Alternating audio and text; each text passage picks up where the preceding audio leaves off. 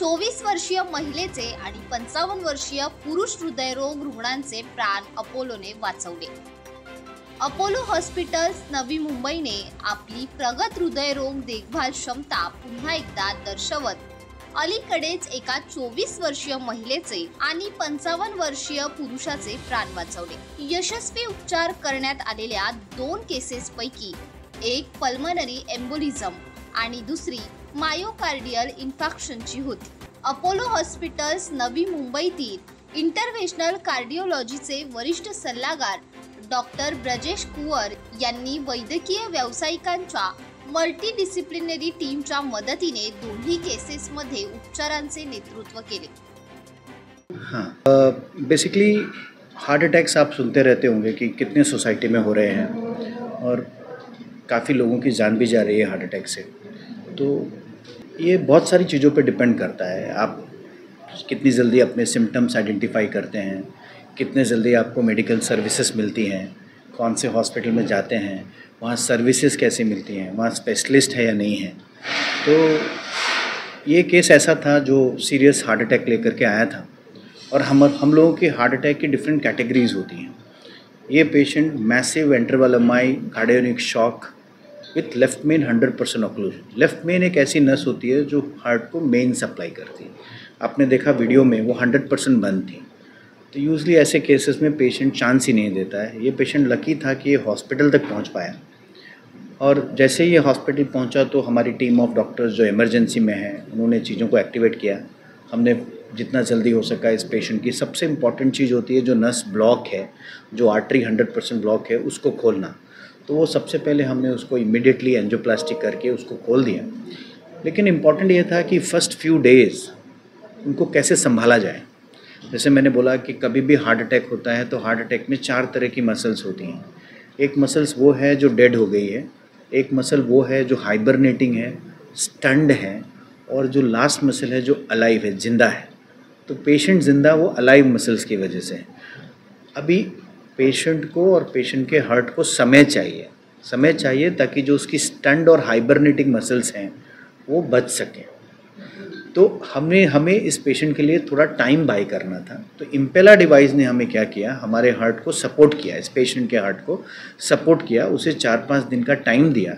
इस दौरान पेशेंट की स्टन्ड मसल्स, जो हार्ट की मसल्स हैं, जो हाइबरनेटिंग मसल्स हैं, वो रिकवर करना चालू हो गई। तो इस वजह से उसके किडनी, लिवर के फंक्शंस नॉर्मल हो गए, हार्ट को पंपिंग पावर इम्प्रूव हो गई, पेशेंट्स के लंग्स क्लियर हो गए, जो लंग्स में पानी भरा हुआ था वो क्लियर हो गए, और अराउंड 10 दिन के अंदर ये पेशेंट ऐसा हो गया कि चलने फिरने लगा। तो जो हार्ट अटैक की वजह से जो ट्रांजिएंट जो हार्ट बहुत ज़्यादा वीक हो जाता है, उस दौरान हमारे इम्पेला डिवाइस ने उसको सपोर्ट किया। आपके हार्ट, आपके पूरे शरीर का सबसे इम्पॉर्टेंट ऑर्गन हार्ट है, उससे बड़ा ऑर्गन कुछ है नहीं, क्योंकि हार्ट ही सारे ऑर्गन्स को ब्लड सप्लाई करता है, ब्रेन को, किडनी को, लिवर को। तो जब हार्ट वीक हो जाता है और हार्ट पंप नहीं करता है तो ये सारे ऑर्गन्स काम करना बंद करते हैं। ये सब काम करना बंद करते हैं तो शरीर में पॉइजन इकट्ठा होने लगता है, एसिड बनने लगता है, किडनीज काम करना बंद कर देती हैं, लिवर पे इफेक्ट आ जाता है।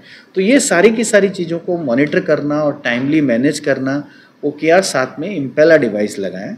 तो उससे पेशेंट को बहुत फ़ायदा हुआ और पेशेंट डिस्चार्ज हो गया। देखिए, मैंने खर्चे के बारे में डॉक्टर डीएमएस को बोला था आंसर देने को, बट थोड़ा कॉस्टली डिवाइस है।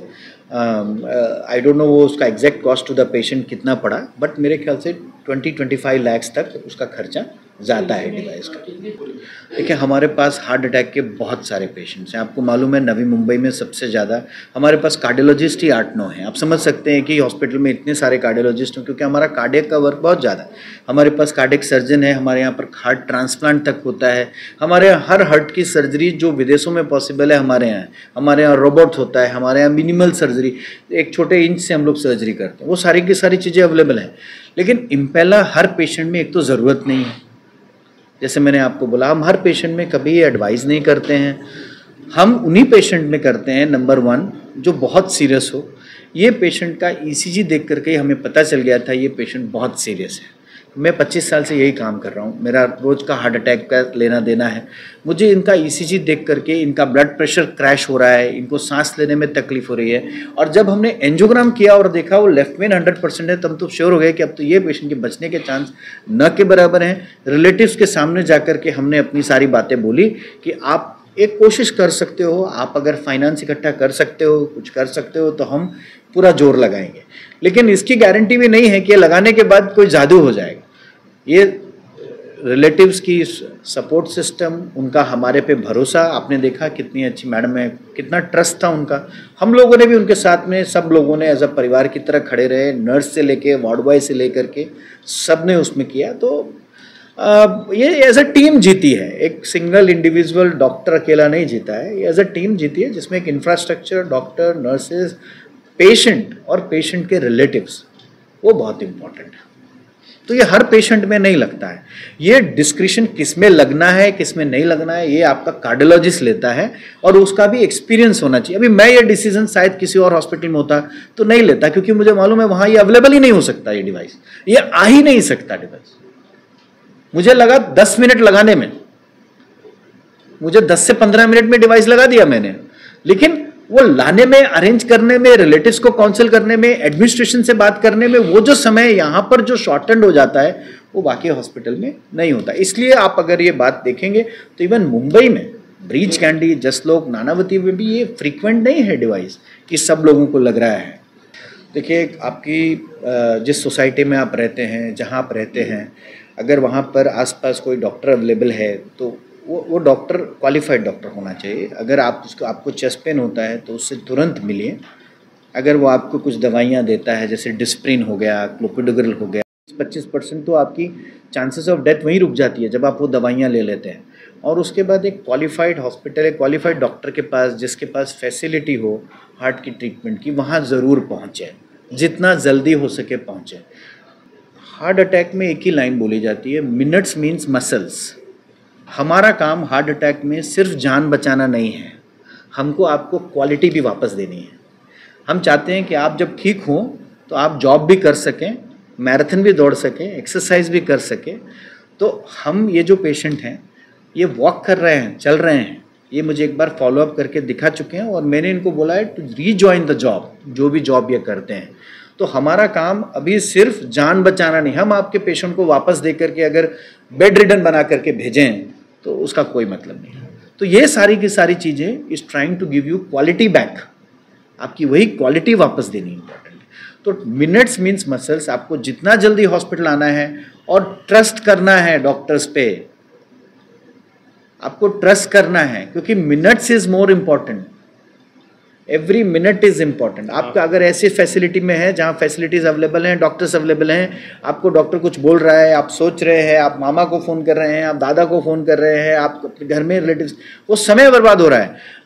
आपको मैं बताऊं, जब हमको कॉल आती है कि पेशेंट को हार्ट अटैक आया है और आया हुआ है, हम अपने सारे काम छोड़ देते हैं, हम सब कुछ छोड़ देते हैं। अगर हम अपने बच्चे को स्कूल छोड़ने जा रहे हैं तो बच्चे को ऑटो में बिठा के भेज देते हैं, हम खाना खा रहे हैं तो बीच में खाना छोड़ देते हैं, हम वो एक एक मिनट की रिस्पेक्ट करते हैं। तो वो आपको भी अपनी जान के लिए, अपने परिवार की जान के लिए टाइम को इम्पोर्टेंट देना है। हम पाइप खोल करके क्या करेंगे जब वो पाइप ऑलरेडी खराब हो गया है, अब उसके आगे की जो टिश्यू है, वो मैंने जैसे बताया, वो 4 तरह की मसल्स, वो जितना डिले होगा डेथ मसल्स बढ़ती जाएंगी। हमको जितना जल्दी हो सके उसको पाइप को खोलना है, वो इम्पोर्टेंट। जैसे सर ने बोला उसके ऊपर थोड़ा सा मैं ऐड करना चाहता हूँ कि अगर आपको किसी का अटैक पड़ा है, आप नियरेस्ट जो डॉक्टर है उसके पास ना दौड़े। हाँ, जो डीएमएस सर ने बताया वो चीज़ ध्यान रखना है आपको कि आपको 1 घंटे के अंदर अगर आप एक ऐसा हॉस्पिटल पहुंच सकते हो जहां पे उसका ब्लॉक खोल सके, कोशिश करें उस हॉस्पिटल पहुंचे। बेशक 10 मिनट लेट पहुंचे वहां पे, बट उस हॉस्पिटल पहुंचे। अगर आप एक कोई छोटी हॉस्पिटल जहाँ पे कोई मैनेजमेंट की सुविधा नहीं है, जस्ट वो आपका ईसीजी देखेगा या पल्स देखेगा, बीपी नापेगा, टाइम वेस्ट करेगा, हाँ, उसके बाद में फिर इधर शिफ्ट करेंगे, वो टाइम वेस्ट वहाँ पे होता है। जो हमारी एक्सपीरियंस है, जो हमने पेशेंट्स का सफरिंग देख के हम जो बता रहे हैं, अगर आपके पास अपोलो जैसा हॉस्पिटल जहाँ पे कैथ लैब है, जहाँ पे आपके ब्लॉक्स ओपन हो सकते हैं, अगर 1 घंटे के अंदर आप पहुँच सकते हैं तो आप उधर इधर टाइम वेस्ट ना करें, स्ट्रेट ऐसी हॉस्पिटल्स को पहुँचे। एंड कोशिश ये करें कि अगर आप इमरजेंसी नंबर कॉल करेंगे तो आप अपने आप आएंगे तो रास्ते में आपके पास कोई मेडिकल सपोर्ट नहीं है, आपका ट्रीटमेंट स्टार्ट नहीं हुआ है। अगर आप इमरजेंसी को तुरंत आपको लगता है किसी को चेस्ट में पेन हो रहा है, तुरंत आप कॉल करेंगे तो your treatment starts early even at home, घर से चालू हो जाता है। अगर हमारी एम्बुलेंस पहुंच रही है तो हमारा डॉक्टर डॉक्टर भी ईसीजी पहुंच लेकर रहे के मुझे व्हाट्सअप कर सकता है, सर ये पेशेंट को चेस्ट में Simultaneously है, हमारा ये तरफ से ईसीजी है। treatment चालू हो कई जाता है। बार हम उसको एम्बुलेंस में ही कुछ ऐसा एडवाइस कर देते हैं कि जान बच जाती है। अगर उसको वीटी हो रहा है, वीएफ हो रहा है, तो हम उसको एम्बुलेंस में बोल देते हैं शॉक मार फटाफट, ये दबा दो, ये कैसा कर वैसा कर। तो 90% नहीं होता, by the time patient reaches a stabilisation level पहुंच जाता है, जान वहीं पर बच गई होती है। और उतना टाइम जो ट्रैवल का टाइम है उतने में हमारा कैथ लैब का प्रिपरेशन भी रेडी हो जाता है, मतलब straight away patient can walk into the cath lab.